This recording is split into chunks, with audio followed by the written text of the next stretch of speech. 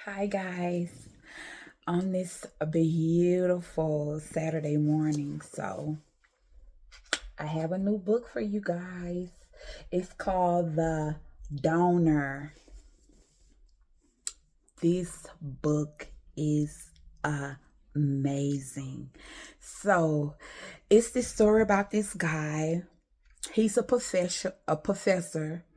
Actually, he's one of the top professors in the university where he works at. He's a professor and he has this perfect life.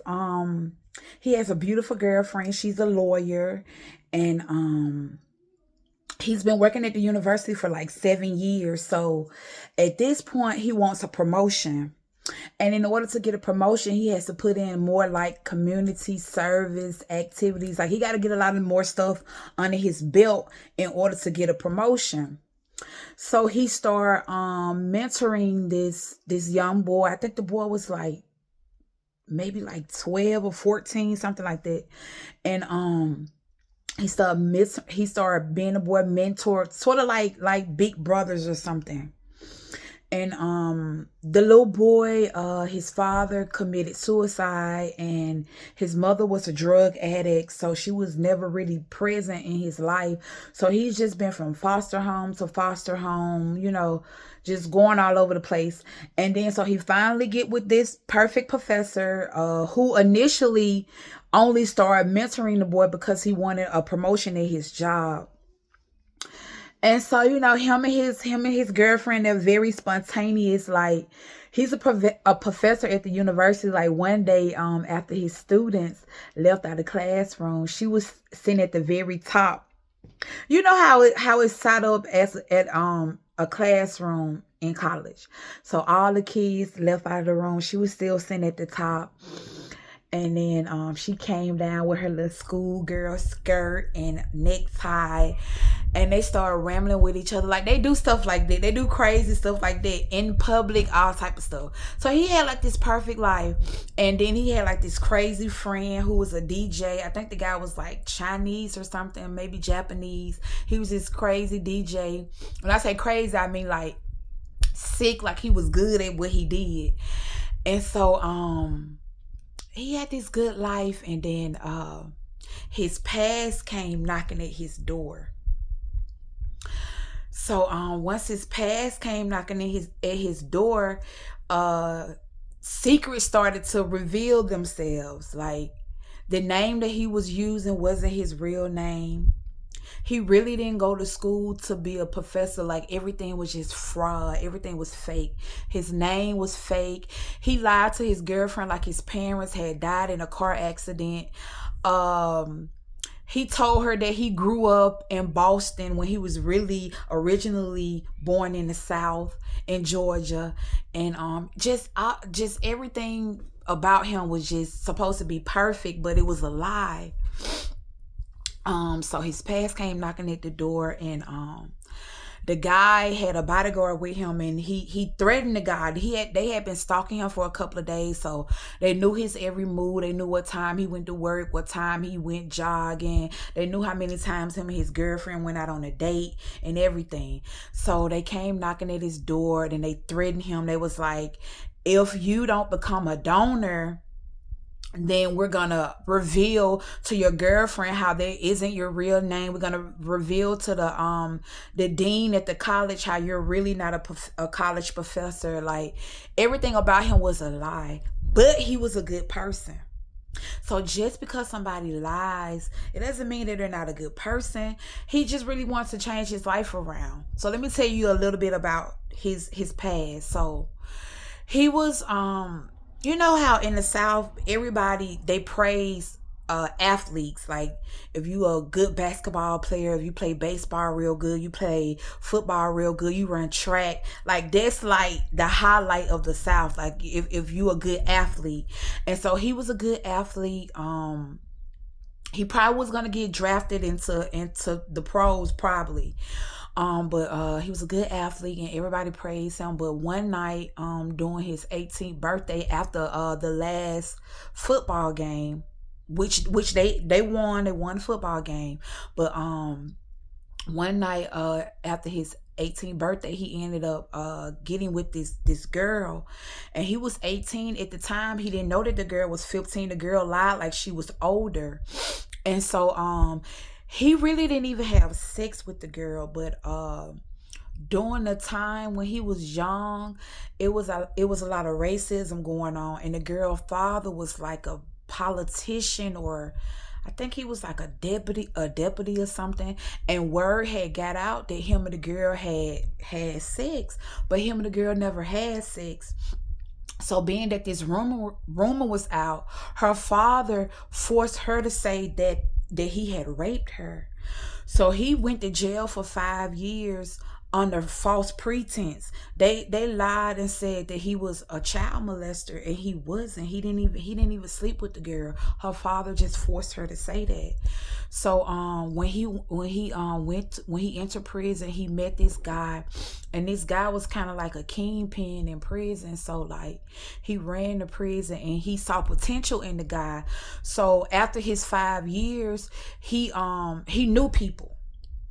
He knew people. The man had long money, and he knew people. He knew lawyers. He knew judges. He knew real estate people. He had all type of connections, and he got the guy a fake ID, a fake social security number, a fake birth certificate. Gave him a whole chance to have a new leaf on life, because the guy had found out that the guy was really innocent. He was in prison for no reason.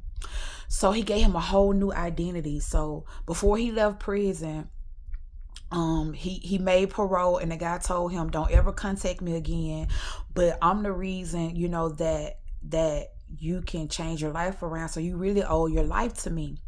And the guy actually had a real son. Like he treated this guy while he was in prison like he was his son, but he actually had a blood son who was very envious and jealous, and his son was actually the guy that came knocking at the boy's door, and he knew everything about him.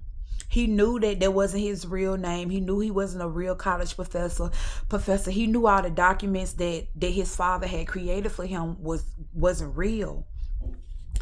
And so actually, like, the house that he was living in, it was worth millions. I think he lived in like a condominium or something. It was worth like millions of dollars. He only had to pay a low amount during, each month. And like the college that he pretended like he was a professor, like the high ranking people, the guy that was in prison, he knew them. And so that's how he was able to put all that fake information in and get him the job at the university and everything. But anyway, his jealous son ended up finding him and persuaded him and made him think that his father wanted him to do that. So the man's son, who was so jealous, blackmailed the boy and told him that he wanted him to become a prostitute per se, but not really a prostitute, because when you're a prostitute, you do tricks, you do things, and you get paid for it. But what he was actually going to be was a donor.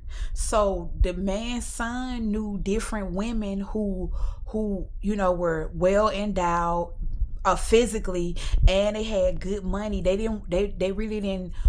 were like alpha females. You know how some alpha females, they feel like they don't need a man for nothing, they don't want a man, but they wanted kids. So he knew alpha females who would pay top dollars, like $20,000, 30 bands, just to let a man impregnate them, and they have a son.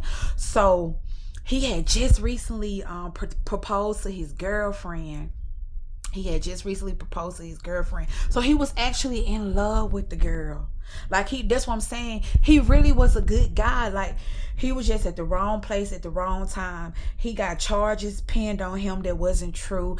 And the guy gave him a chance to change his life around. Who wouldn't do that? And so, the guy persuaded him. He was like, well, if you don't do, he tricked him like that's what his father wanted him to do. He was like, well, if you don't do what my father wants you to do, then I'm gonna expose you to your girlfriend. I'm gonna expose you to the university where you work at. I'm gonna expose you to the remember he was a mentor to this little boy, and he actually fell in love with the little boy. Him and the little boy used to play basketball. The boy would come to his house, eat food out of the refrigerator. It was like the boy had became his son. So anyway, the guy persuaded him to try to have sex with these different women for money. The first time he tried to do it, the lady was racist and she wanted him to act like a slave. The second time he tried to do it, it was by this lesbian couple, and then the girlfriend got jealous and got mad when it came down to him actually penetrating her lover. And then the third time he actually met this girl who was it's just crazy how everybody are so linked up together like it's a small world. So the guy that was blackmailing him, his bodyguard niece actually wanted to have kids too, and when he got with her, they didn't even have sex. Like, they just she cooked dinner for him, they talked, he was a listening ear for her. All she wanted him to do was just cuddle her for the rest of the night, and she persuaded him to actually go talk to the guy that actually gave him a second chance in life. Y'all, the man went to the prison, visit the prison in Georgia, and went and talked to the man face to face. Don't you know the man's son was blackmailing the boy? The boy found out all the information. The man was like, why would you think I want you to do something like that when I didn't even have you doing anything like that while you was in prison? He was like, why you didn't, like, you're smart. I know the potential that you have. Why would you think I would want you to do something like that? If I wanted you to do something like that, I would have had you doing it while you was here in prison. And so he spoke to the guy. The guy ended up connecting with his son. His son had to back off and stop blackmailing him. But what happened was, y'all, when they say the truth shall set you free, y'all, the truth shall set you free. So the guy, one day he was jogging, and he had met this homeless woman. And of course, everybody deem everybody that's homeless crazy. I don't feel that way. I don't feel that way. Just because someone says you're crazy doesn't mean you're crazy. Just because you look dirty, and just because you look like you have on hand-me-downs or you on drugs, that doesn't mean that you're crazy. You can be the smartest person in the world. Some lawyers end up taking the wrong path, and they're homeless. Some teachers take the wrong path and end up homeless. So just because you homeless doesn't mean you crazy. But everybody just deem you crazy because you look different. You're not in clean clothes or whatnot. But anyway, he was jogging one day. He met this homeless lady. She was like in her 60s or something, and she was coming on to the man, and he had started deeming her crazy the way she was talking and everything, but the lady was talking with good sense. And so every now and then when he jogged, he would see the lady, but the lady would talk with good sense. And one day she had told him, she was like, in order for you to live, you're going to have to die.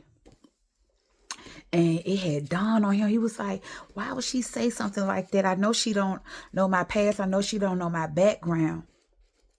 But I love when she told him that in order for you to live, you have to die, because you have to live in your truth. The truth shall set you free. The truth shall really set you free. And so